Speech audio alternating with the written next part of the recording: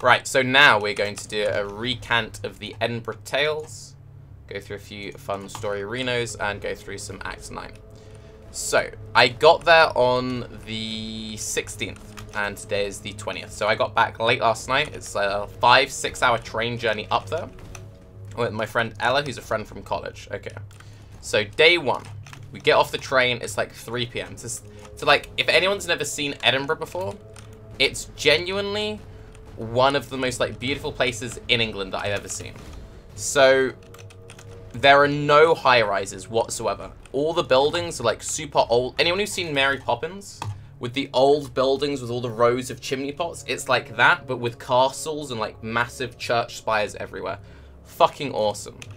Also, there's like a university there, and because we're there during the middle of an arts festival, everyone who's there is basically young students, like a fuck ton young students, and then pretty chill like pensioners, right? So the vibe is really cool. So we get off this train, there's like castles and shit, and just lots of like really cool young peeps, right? Feels good, man. So like I instantly, like within a minute of getting off the train, I'm like, dude, I want to move to Edinburgh. Like, it's fucking awesome there. Okay, so we had a bunch of shows pre-booked. There's this like app that you can do where you can book all your tickets, and then you just find like a box office somewhere, you print off all your tickets, you print off like 100 tickets, and you just chain between shows. The average show is about 60 minutes long. There'll be like the odd thing which is longer than that, but really it's 60 minutes per show, and because it's quite a small city, everything is within, at most, each venue will be like within 5 to 20 minutes away from each other. So this is how it works. We get off the train, find a box office, print off all of our tickets, find a bar, get a drink. Every drink, like everything you're given to is given to you in plastic because they know that you're moving straight away, right? So we get there, get a drink, head to the first venue, watch the first show. Seems good. Absolutely Pog City. The first thing we saw was, I want to say, fuck. I think it was a musical improv group, and basically the way it worked was they had an MC, and the MC is just like, he's running everything, and he's asking the audience for suggestions, and then his like troupe behind him of like, I think there was like maybe 7 of them, then has to make a musical out of the suggestions, right? And then he would pause them, stop them, fuck with it. If anyone who's ever seen like Whose Line Is It Anyway, that's basically what it is, right? But it was a musical, so that was really cool. We get out of that, then next thing, get out, get a new drink, go to the next venue, get out, get a new drink, go to the next venue. Anyone who knows who Reginald Hunter is, really funny dude from Georgia. He's got black dude, long dreads. He's on a lot of like stuff like Have I Got News for You? He's been on that quite a few times. He was really funny, and it's just a case of going in and out of every single set. Just pick up a few drinks, go to the next one, pick up a few drinks, go to the next one. Now, the thing which is really cool about it, though, is even though you're chaining drinks all day, because you're having, like, an hour-long break between each drink, you never get really pissed, right? Like, you're never, like, rolling on the floor drunk. You're just, like, kind of tipsy throughout the entire day. So, like, it's this really chill energy. So, if you can just imagine what the energy like, all right? Everyone's super friendly, super chill, loads of just slightly pissed students, and then, like, really out of it pensioners, right? Just need a moment. So that's kind of the general vibe. We saw at least 5 shows every single day. Even on the day we first got there, we saw 5 shows. The place we were staying at, we rented out an Airbnb, and it was this couple who had this amazing fucking flat and right in the center of Edinburgh. It was, I think it was like 480 or something for the 4 days. And then split between 2 people, that's not that bad, right? Like, it's not really that much more expensive than a hotel room. But we had a full flat. Everything in it was, like, completely handcrafted, handmade. All of their cutlery, like, they'd carved themselves out of fucking wood. They had all these, like, woodworking books everywhere. She was an artist and had all this really cool stuff on all the walls. Everything was just, like, fucking amazing. And they had this massive vinyl collection. Like, these guys were just, like, they were fucking cool. We had the whole flat to ourselves. So that was, like, PogChamp, right? So, day one is just us kind of getting the lay of the land. My friend, she'd been multiple times before, so she knew it. I had, like, no idea what the fuck anything was, so the day one for you was just kind of, like, getting into the swing of things, right? So next day comes around. So the next day comes around. At this point, I'm kind of got my head around it. I've got the app installed. I've downloaded a bunch of tickets. And by far the highlight, like the best show, in my opinion, that we saw, was this thing called Comedy in the Dark. And what Comedy in the Dark was it was an hour-long set. It had one MC, then 3 different separate comedians. And the entire thing was in a pitch black room, right? So we get in. They make everyone turn all their phones off. Any watches, anything which emits any light, all has to be turned off. They have people on the doors covering up any, like, exit signs. You know, like, in most venues that have, like, that glowing green exit sign. They've literally got, like, these cardboard boxes they've taped over it. Everything is completely, like, you couldn't see your hand in front of you, right? First MC comes out. Really solid dude. He's kind of got a Flight of the Conchords kind of vibe about him. Like, he comes out with his little guitar. He's doing a few jokes and whatever. Now, at the front somewhere, and again, you can't even see who's sat next to you. Like, you have no idea who else is in the venue with you. At the front, there's this dude who starts heckling, and this dude was a massive type. You could tell, like, he sounded like the stereotypical, slightly drunk rugby player, right? What does MC stand for? Just think of it like dude with a mic controlling the stage, right? So it's like, he introduces the acts. Like, if you've ever seen a comedy show, like, the dude who introduces the acts is a little bit of, like, banter, getting the crowd all riled up, and then the next act comes on, he comes back against, hey, next up, da-da-da, right? That's what the MC's job is. So, like the showman, yeah, master of ceremony. So, this guy at the front starts heckling, and he's just being an annoying little prick, right? And the MC's like, right, what's your fucking name? He's like, Will, mate, yeah? Fucking remember it. And the MC's like, alright, okay, I'll fucking remember that, Will. So, next act comes out. Now, what you need to remember is when all different acts are coming on and off stage, they're in the back, so they don't know anything that's happened before, right? They haven't heard anything, they don't know what's going on in the crowd. So the next act comes on. They're not that great, but they're still pretty funny. And the fact that because you can't see them performing, right? So a lot of them are doing audience participation and fucking with the crowd, like, quite heavily. And they were like, one of them was just throwing stuff into the crowd, and you don't know what's being thrown at you and whatever. It was pretty funny, right? Again, this dude at the front starts fucking heckling. And this act is getting really annoyed with him. He's like, what is your fucking name? Because if I ever see you again, I'm making a point of barring you from my shows. He's like, Will, mate. Everyone in the audience groans because they remember Will from before. And the guy's like, hang on, has this guy got a history? And I said, yeah, he's been a cunt all show, right? And they're like, well, that's brave, calling someone a cunt in the dark. I'm like, all right, well, I'll see you after the show, right? I'm just, like, fucking with them at this point. I'm having fun. And I'm right at the back. So Will's right at the front. I'm right at the back, right? So we then have this thing where, like, Will's being a twat, and I'm calling him a cunt from the back, and then people in the front are trying to perform. Next act comes on, okay? So the next act comes on. Really funny dude. Goes fine. At this point, Will has stopped heckling because he's kind of been put in his place a little bit. Final act comes on. Final act comes on, and his whole thing is blind dating. And what he does is, he's like, okay, you are going to try literal blind dating, people. So, are there any single people in the audience? Any single people in the audience, give us a cheer, and then you hear if you're like, Alright, okay, so, the way this is going to work is I'm going to find a single woman in the audience who wants to play along, and then we'll just take it from there. So, are there any single women in the audience who want to do some blind dating? Silence. Absolute silence. Then eventually you just hear one girl go, woo! Okay then, so what's your name? And he starts chatting to her, and this, that, and the other. And after chatting to her for a while, getting to know what she's like and stuff, he's like, okay then. Oh, and the best bit was, so what's your name? Her name was Fanny. And as you can imagine, in a dating thing, that opened up to a lot of jokes. That was stuff like, okay, so are there any men in the audience looking for Fanny? If there are any men in the audience looking for Fanny, give us a cheer, you know, all of that shit. So he's like, okay, Fanny, so give us an age range to work from. What age range do you want? She says, 25 to 35. Okay. If there are any men in the audience between the ages of 25 to 35 who want to have a conversation with Fanny, give us a cheer. Absolute deadly silence. No one says anything. Everyone's like, just like, she's been put on the spot so much, no one wants to say anything. And he's like, okay, I think we might have to extend the age range a little bit.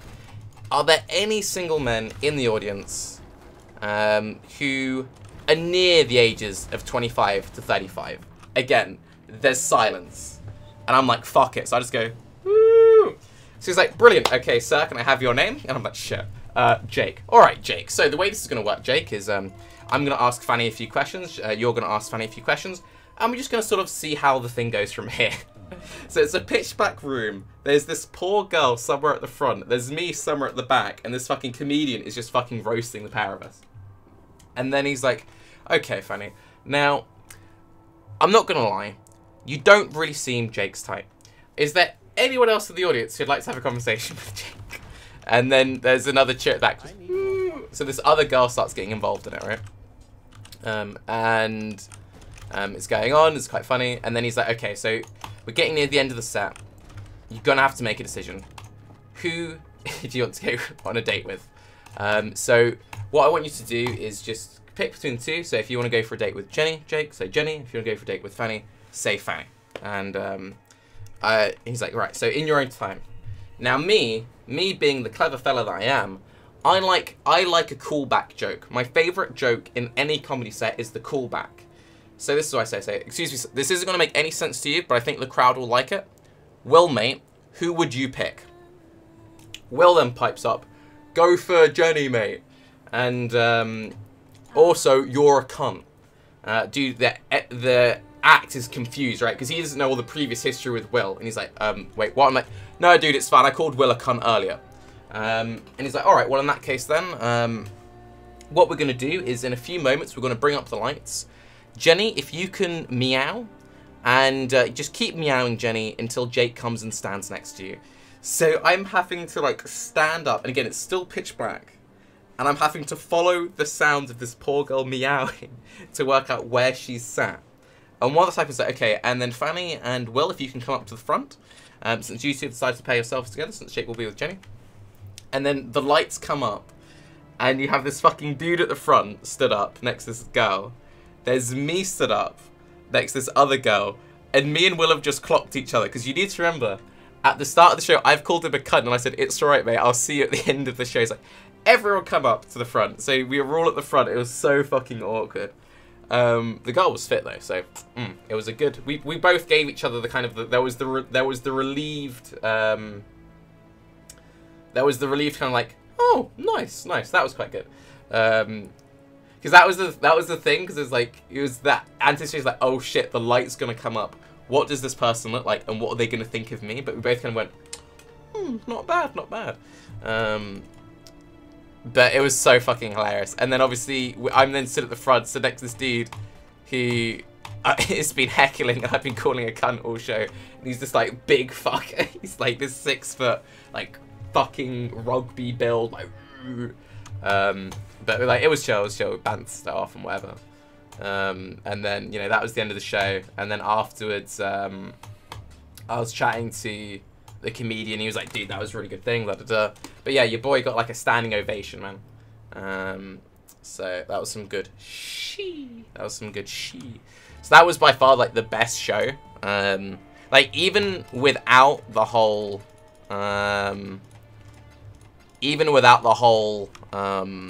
like audience participation bullshit, that still would have been the best show, because it was such a cool thing. Like the idea of doing a complete comedy set in the dark when it's all based around audience participation. It was such a cool idea. And if anyone ever ends up like somewhere where you can go to that kind of a show, do it 100%, because it was really, really fucking cool. So anyway, now of course I went to this with my friend, and she was pissing herself the whole way through. She was fucking laughing her ass off. Because she sat next to me, so like the whole time I'm doing it, I'm like, you can just hear next to me just this. Oh, but one other thing that I missed out, which was kind of funny from the thing. So, you know how I've got the kind of retarded seagull laugh, which sounds a little bit like Jimmy Carr when I like properly start laughing. I swear to God, I swear to God, at one point during the show, I heard someone say, "Is that Jimmy Carr?" So, yeah, that was mildly amusing. So I like the idea of someone just like, hang on, is Jimmy Carr in the audience? So let's see, what other really good shows did we see? There was one dude who was really cool. He was pretending to be David Attenborough, and he made like a fake David Attenborough documentary, and it was in this really tiny little room. Jimmy who? Jimmy Carr, C-A-R-R. He's a comedian. You have a seagull laugh? Has that always been your laugh? I swear it wasn't.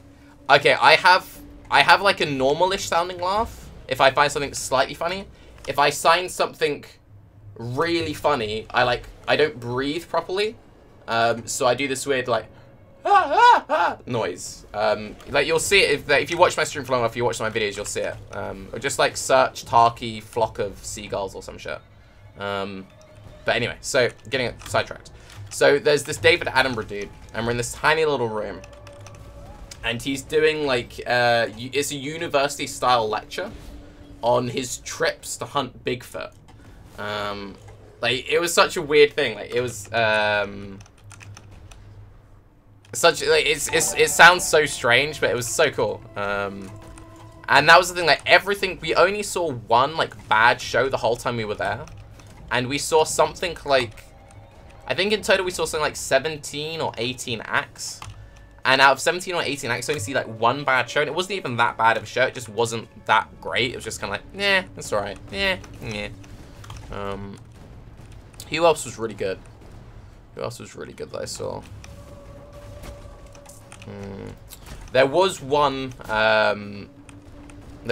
other story which you guys would particularly like, where I got extreme cock blockerinoed by my friend Ella. So it wasn't intentional. It wasn't intentional on her part, I don't think. But it was very feels bad, man, at the time. So there was another improv group we saw, and it was in this really small. They call it the caves, right? And it's literally like, you get, oh, they call it the caves. So like, I'm sure it's just a room. And it's like, no, this is a fucking cave. So there are these really tall, like 7 stories of just windows, but really old. Like these are old buildings, like bricks this big, like fucking huge, old, big monoliths. And they separate all the little rooms up into tiny little venues. And there were 8 people in the audience. 2 of which being me and Ella, and I swear to God, we were the only people who didn't know the acts. And it was a improv group from Cambridge, and it was like, I think it was 6 dudes, and they had this one girl playing the piano. And with a lot of these improv acts, they also have like an improv musician, and what they do is they just lay a backing track, and they just play a backing track, and they just sort of vibe out what the scene is, and then they just change the music depending on what the scene is. So we got there a little bit early. We got there with maybe 10 minutes or so before the show starts. And because it's a really small, tiny room, and because it's so empty, while the musician's at the front just doing some like intro light piano stuff, she can hear what we're talking about.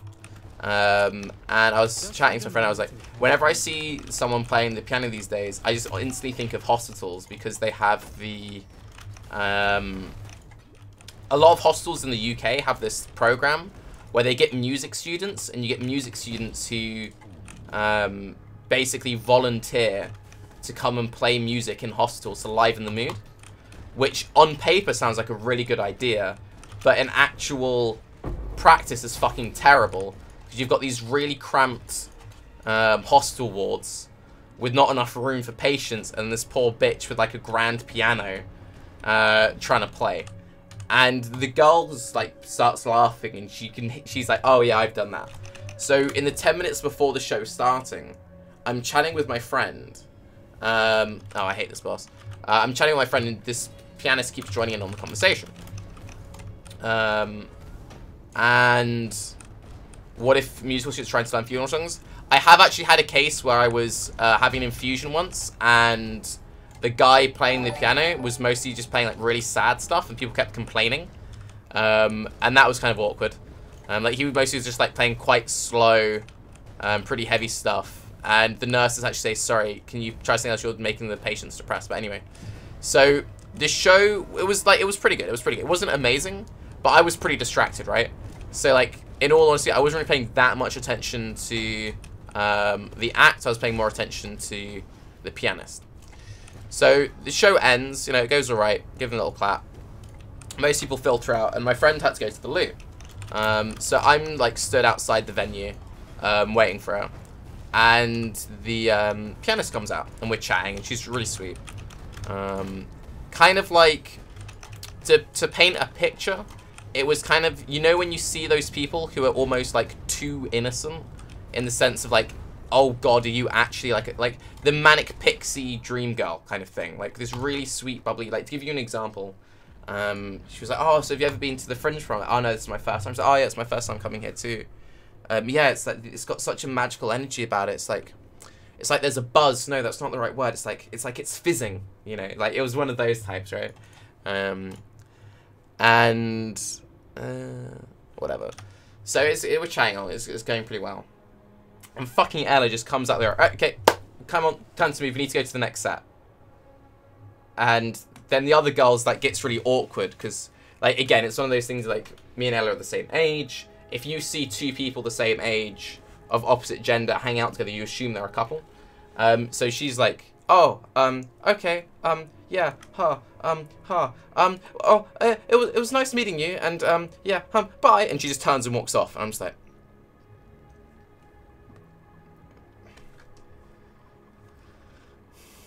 cheers for that, bruh. So yeah, so that was kind of funny. But yeah, it was a really, really good set there. Like everything was really good. And as I said, there was only one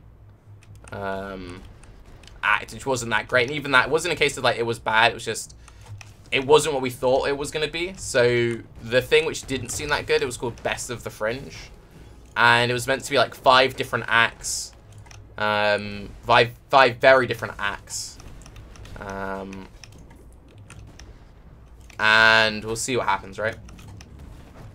And it was just like 5 stand-ups with really similar comedy, with really similar sets, with a very similar tone. And it's just like, huh. Well, we came to this because we were expecting to see like 5 vastly different things, and instead we just saw 5 very similar comedians, and it was right at the end of the day, and we were pretty pissed at this point. And it's just like, huh, okay. To sidetrack, what happened to your frown? What the fuck do you mean? Do you mean fringe? A frown is that. How old is Tarke? I'm 24. I look older in person. So what was I saying? So anyway, one thing which did happen, it's just because I've got a headset on, I haven't done my hair properly. So like, if I take my headset off, yeah.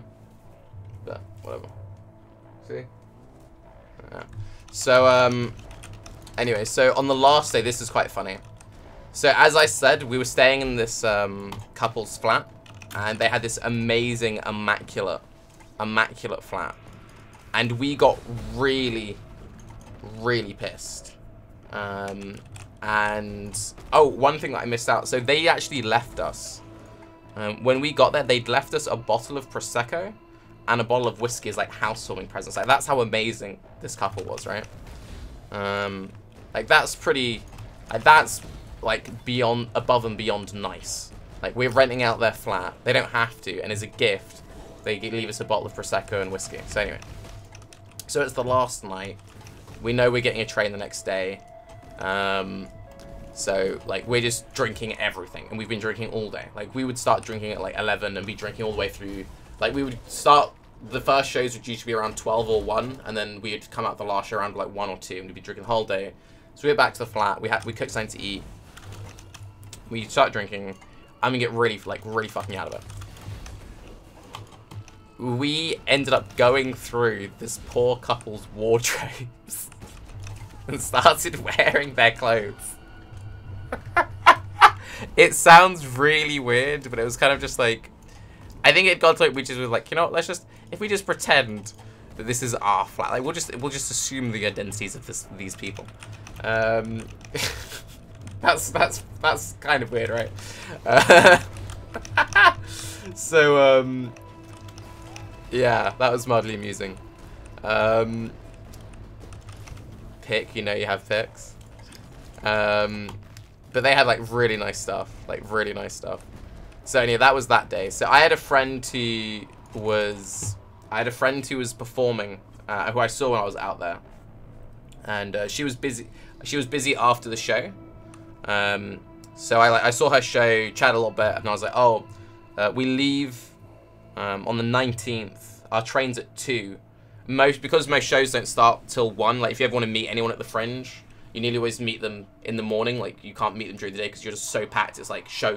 Like again, we were seeing at least 5 shows a day. So if you think about it, like we were constantly like running on the move. So she's like, yeah, sure. Do you want to meet up at this coffee place at like 10? We can hang out for a bit. No, sorry, we met there at 9. Sorry. Yeah, we met at 9 because she had to go at 11, and then I had to meet my friends. So I'm like, all right, cool. So we had to check out of our flat at 11. So what I said to Ella was, okay, I'm going to meet my friend Josie at 9 at the thing. She has to go for 11, so I should probably have time to get back from meeting her, to get back from the flat to help you with the checking out. But if not, just in case, like I've got all my stuff with me. Here's the number of the people. Just you can do the handing over the keys. And she's like, yeah, sure, no worries. Like, seems good. So I meet up with my friend Josie. It all goes fine. It's fun times. And all pretty chill, all pretty normal. Then what happens is I'd been dying, and I mean fucking dying for the loo the entire time, right? Because you need to remember that the night before I'd gotten completely and utterly out of it. And you know, like, you know when you go on like a heavy night out and then you need the loo, right? Like you need to take a I've had too much to drink shit. Now what you need to keep in mind is I also have bowel disease. And I hadn't had time in the morning because I had to wake up really early to meet my friend at the cafe. So the whole time I'm chatting to her at the cafe, I'm like, I really need to loo. So she leaves at like 10:30. I'm like, all right, cool. So we walk out. She rounds the corner. I double back to go back into the cafe to go to the loo. All the stalls are taken, but the disabled. And I'm like, oh, fuck it. I am disabled. Is the only one available? I'll just use the disabled. So I use disabled, do my business, all fine. Go to open the door, and I've been locked in. What had happened is for some reason, someone who worked there thought a good place of storing a bunch of barrels would be outside the disabled loos. And the door opened outwards for some fucking reason. Because it was like some old like converted building, so it wasn't like built properly. Like it wasn't built for like high access or whatever you want to call it. So I can only open the door by about an inch, and I didn't want to like physically push it open because there were all these crates and stuff. And I was worried that if I did that, then it would break a bunch of stuff and then they'd make me pay for it. So I'm like texting my friend just like, yeah, I think I'm gonna be a bit late. I'm kind of stuck. And I had to like try and call for help through this tiny gap. And it's just like, hi. And after about like 10 minutes, eventually someone like saw what happened. And they're like, oh shit, I'm so sorry. And then moved the stuff and I got out. But it meant that, because of that, Ella had to do basically everything by herself, handling the flat-whites. And what doesn't help, and I did feel really bad about this, is we'd cooked a big meal the night before. And I said, oh, since you've done the cooking, I'll do all the washing up, no worries. And she's like, all right, cool, cheers. I forgot to do the washing up, and then when I woke up in the morning to meet my friend, I didn't go into the kitchen to like make a breakfast because my thought process was, oh, there's no point me making a breakfast because I'm going to be meeting Josie at a cafe, so I'll just get breakfast then. So I just woke up in the morning, had a quick shower, got dressed, went straight out the door. So I didn't even realize that I'd left the kitchen in a fucking state. My friend Ella wakes up and is just like, oh, I can just, you know, lie around in bed listening to podcasts because I've got all my bags packed. There's no rush. It's fine. Everything's been looked and cleaned after. I'll just meet Jake when he's done with his friend, right? So she finally gets out of bed like 10 minutes or 20 minutes before we're meant to be checking out, walks into the kitchen, and I've accidentally left her all this fucking washing up to do. So she was a little bit pissed with me on the last day. Just ever so slightly. Just ever so slightly annoyed. But it was chill, and we ended up getting the train back. We didn't miss anything, and we managed to check out on time. Like, we didn't encounter any penalties or whatever, and really, really nice person, landlord, or whatever you want to call it. So, like, it all went completely fine. One thing that, before I do forget, so on the train back, this was fucking weird, right? So, it was one of those things, if you book your train tickets, we have reserved seats. We didn't know that we'd gotten, like, a table seat. So, on trains, if you get a table seat, that means that it's, like, 2 and 2. So you're like, oh shit, we've got a table seat. I hope we're not sat next to any idiots, right?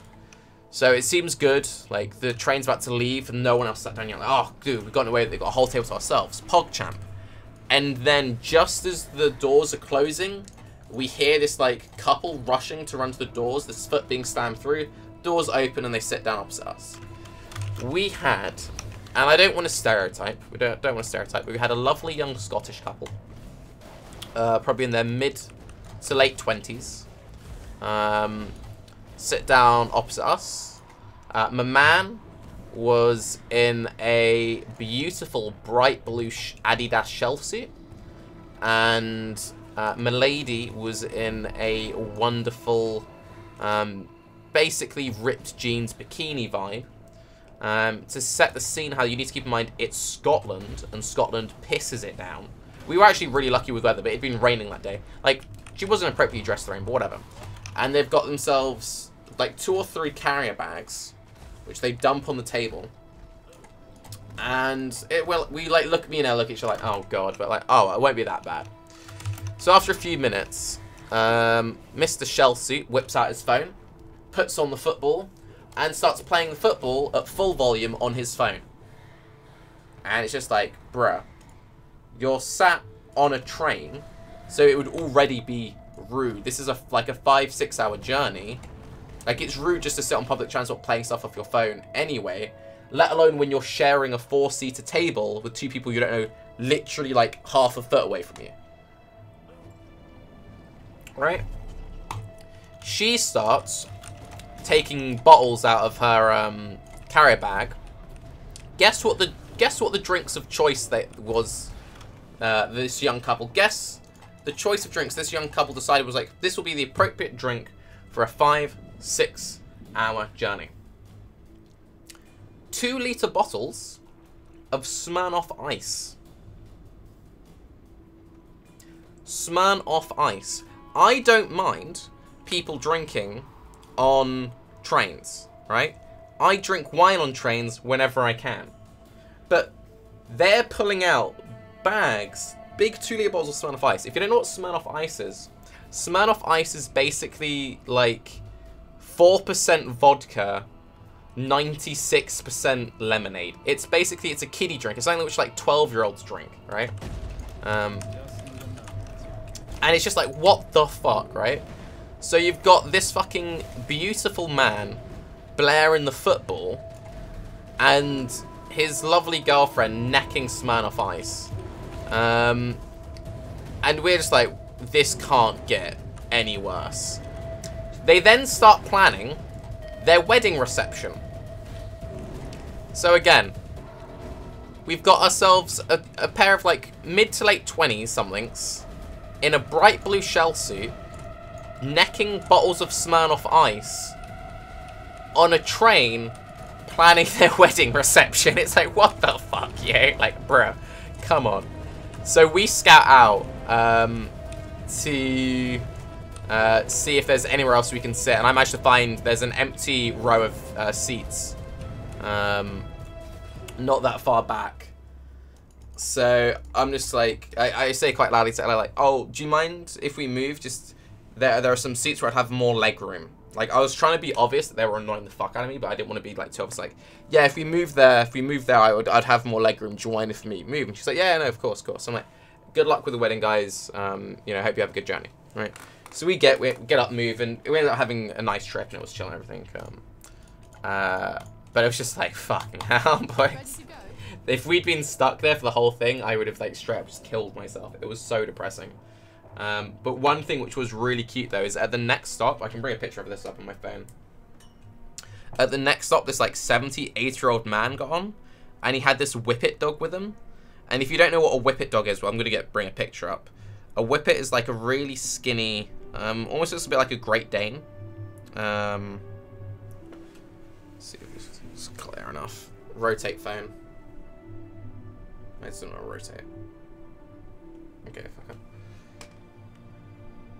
For it. See that little fella? Focus. And a really sweet dog. Really sweet dog. Why does it want to rotate? I took the picture sideways. I don't know why the phone's being retarded.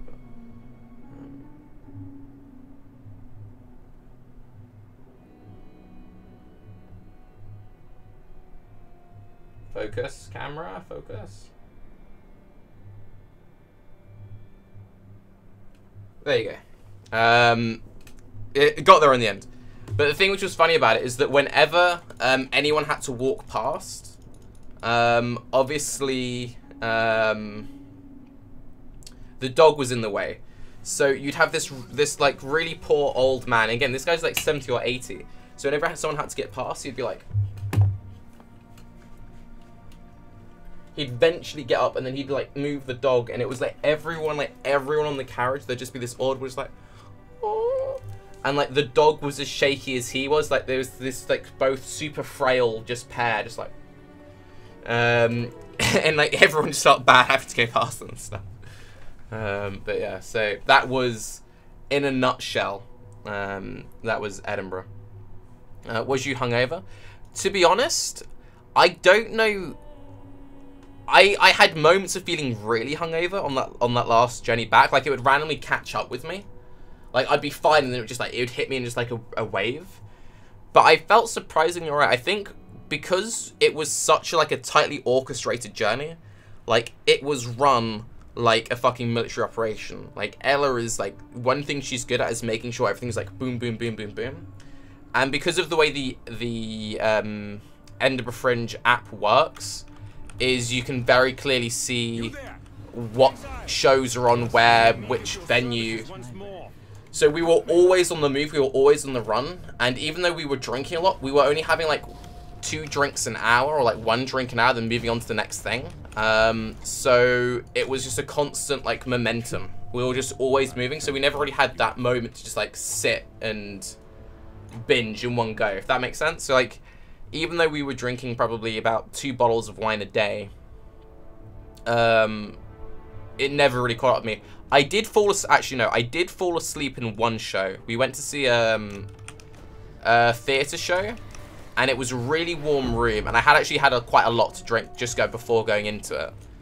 And it was like a really warm room. There wasn't anyone in the chair next to me, so I kind of got to like stretch out a little bit. Like normally, my legs are quite cramped up in the big auditoriums because I've got quite long legs. But because there was no one sat next to me, I'd had a lot to drink, and I went into the room with a glass of wine. I was kind of like stretched out, it was really warm, and I did fall asleep for about 15 minutes. And the reason I woke up was because I had a lovely damp patch on my nipple from when I'd been dribbling on myself. Fortunately, I wasn't snoring, and no one noticed that I'd fallen asleep. Like, Ella didn't know. She was nice, so she didn't notice I'd fallen asleep. And I woke up about 5 minutes just before the end, so it was kind of just like...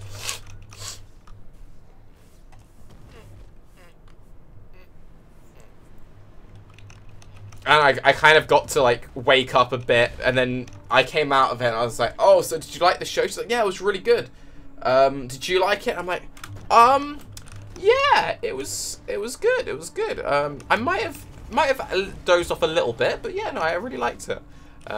So after that, I developed a strategy, and this is what I did in Manchester. This is how I survived the Manchester trip, is you alternate wine and cider. So The reason why I drink wine is I like wine. White wine sits the best on my stomach with the Crohn's. The other things which are good for, like, really all I should drink is just pure straight vodka, not with any mixers. But I don't like vodka that much, and just necking vodka all day, fuck that. So I mostly just drink white wine. I like beer, but super carbonation isn't that good, and it just doesn't sit on my stomach that well. So I mostly just drink wine. But whenever I start to get like a little bit kind of where I start feeling myself getting really drunk, I'll then have like a stupid like fruit cider, because that shit is just pure sugar, and that wakes you the fuck up. So what I'll do is like have like in between like every 3 or 4 glass of wine, I'll have like one cider, which is just pure sugar, wakes me up, and then I'm chilling. So from that point onwards, whenever I felt myself getting a little bit kind of like, ooh, I would have some cider, sugar would wake me up, and I'll be back, good to go. So because I was like just sticking to those two, and like wine and cider, they're pretty clean, like they're not that fucker. It's not like I'd be like drinking Jaeger bombs the whole trip, and I'd been eating really well while I was out there as well. So because of that, like I didn't actually feel that bad. Like surprisingly, I felt really good for the whole trip, which I thought I was gonna feel a lot better. Like today, I crashed really hard. Like I woke up early, napped, woke up early, napped, woke up early, napped. So I've only just started streaming like an hour ago or whatever it is. But I'm feeling like surprisingly good. So yeah, feels good, man. Feels good, man. I'm trying to think if there are any other shows that I should talk about. We did see a 2-person magician act, which was really good. And the thing which I liked about it was because it was a 2-person magician act, they were doing a lot of audience participation, but you'd have one at the front doing one trick, which so they'd bring someone from the audience on stage. The person on stage could see it, the audience could see it, and then you'd have a person at the back doing a different trick, fucking with the person on stage. So, for example, there was one of those, like, pick a card, any card bullshit things. This was one of the first tricks they did. The guy on stage picks a card, and the 2 other magicians, they're doing sleight of hand with each other. We can see it, and they're personally doing it so we can see it, but the dude at the front can't see anything. And they're, like, passing a card from one to the other. One of them's at the back just, like, resealing packets. Like, you literally just see him, like, with a completely empty deck of cards, refills it, wraps it in plastic, wax seals it and everything, and that was pretty funny. And they went like that the whole way through, and then in between that they did some actual magic. So like they were very obvious about the sleight of hand they were doing, but then they would also do like some crazy shit. So while this whole thing's going, we're clearly watching this marked card going into this one pack, and then at the end of it they managed to put it into someone's shoe. And that was like, wait, what? That was pretty cray. And then the shoe starts raining apples. And that was like, huh, okay. So those guys were really good. There was also something called Hip Prof, that was fucking awesome. So it was a hypnotist, and it was a improv comedian, Colin something, from Whose Line Is It Anyway? Colin... Whose Line Is It Anyway? Colin Marucci, this dude. You'll know who he is. You'll be like, oh, that guy. This guy. So it was this guy and a hypnotist. And what they did is... Yeah, the bald one. The hypnotist got 20 people from the audience onto the stage. He went through all of them, testing different things to see who was the most suggestive. From that, picked 4. And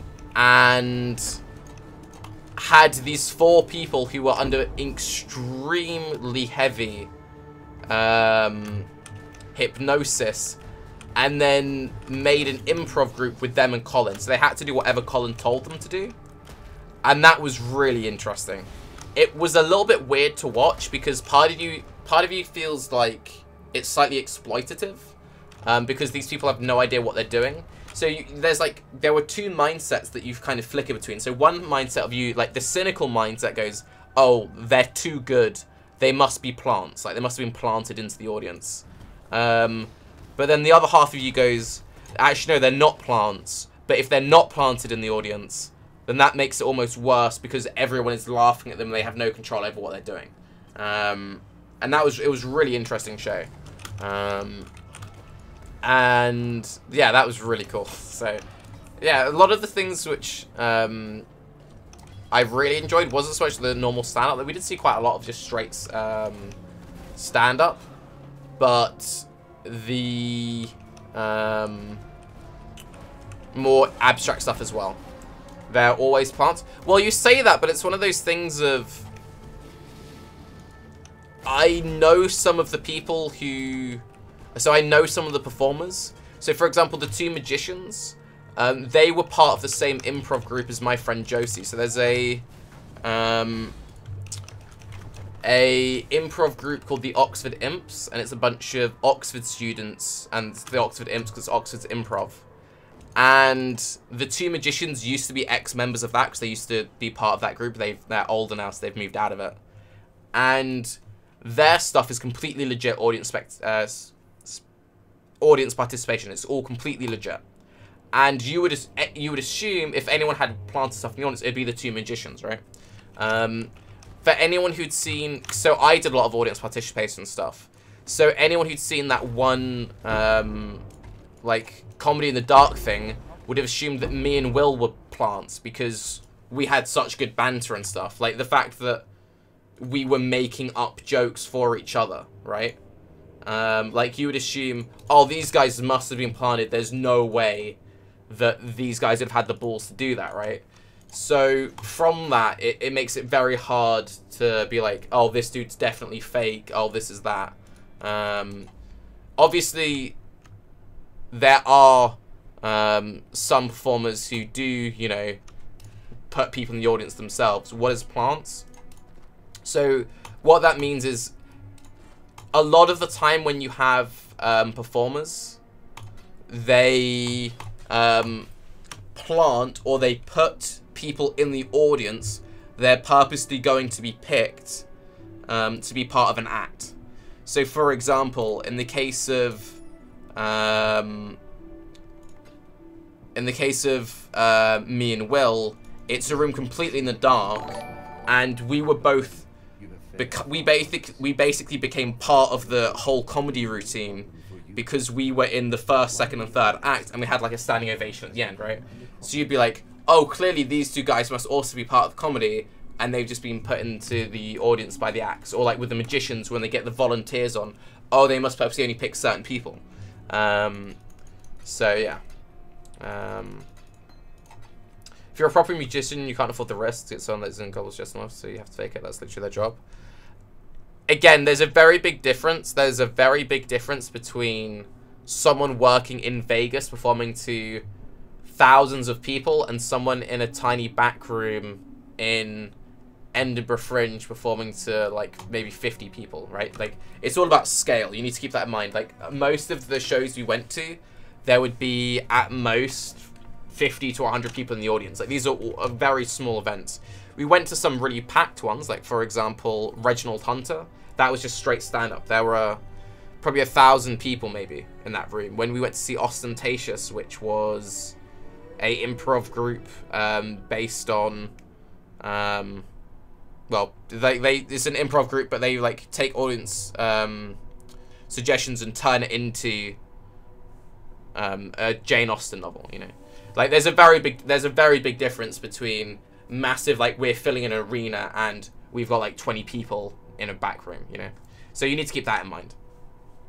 But yeah, so basically TLDR, Edinburgh Fringe, fucking amazing. I'm definitely going again next year. Anyone who lives in the UK, if you haven't been to the Edinburgh Fringe yet, 100% go. It runs for the entirety of August. Anyone who has like some money aside, you could still, it's still got 10 days left. You could still go now. I think we spent like 200 quid each, roughly, me and Ella, for the 4 days we were there on like tickets and drinking and food and stuff. Which is a lot, but considering we saw like 17 shows, that really isn't that much at all. Like, the average price of tickets, the stuff we were seeing was like £5. And that's crazy. Like, we saw some, like, top tier comedians who would normally their tickets would be something like £60 to £100, and we were seeing them for 5 and 10. Like, it's amazing. We saw 17 shows, and we both spent, like, I think we spent probably about $250 each, possibly. So that's, like, pretty insane, right? So 100% check it out. I'm going again next year. Thumbs up.